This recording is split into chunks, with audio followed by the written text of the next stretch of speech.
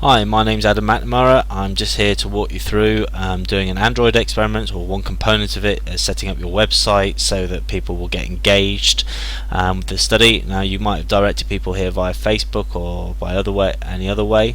This is an example website for a study that was done at the University of Surrey on Android phones using the PsyApp software. People were paid for this study. It was a reward-based study. They'd have to engage with the experiment 2 or 3 times a day for a couple of weeks. Because they were paid, obviously we didn't want to just open the study to everyone, so there is actually a sign-up sheet at the bottom here. They fill out this form and the message comes to our lab, and then we check that they're okay with everything before they get started. So there's a simple graphic here. Feel free to nick it and change it if you need it. You can just sign up, receive codes by email, online questionnaire, download PsyApp, do the experiment, do PayPal.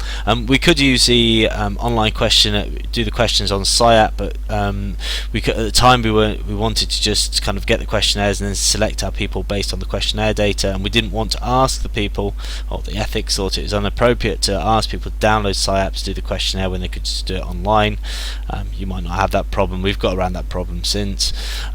This is a standard ethics kind of questions here. Information sheet. Do I have to take part? Why do I have to have my own Android-based smartphone? We're not paying for them to have one. What does the experiment involve, etc., etc.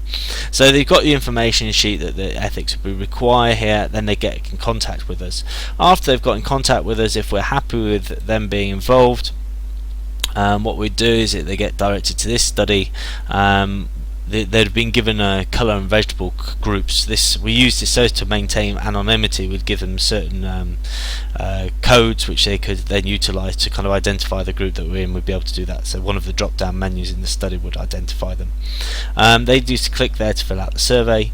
The YouTube video embedded below kind of explains exactly how they should proceed to download the software if they find that difficult at all.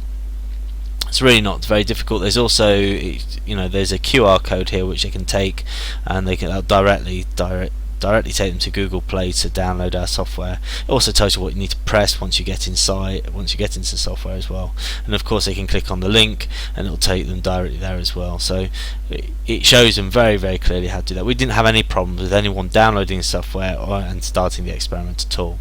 So hopefully you guys wouldn't either. Okay, thank you very much. Let us know if you have any problems.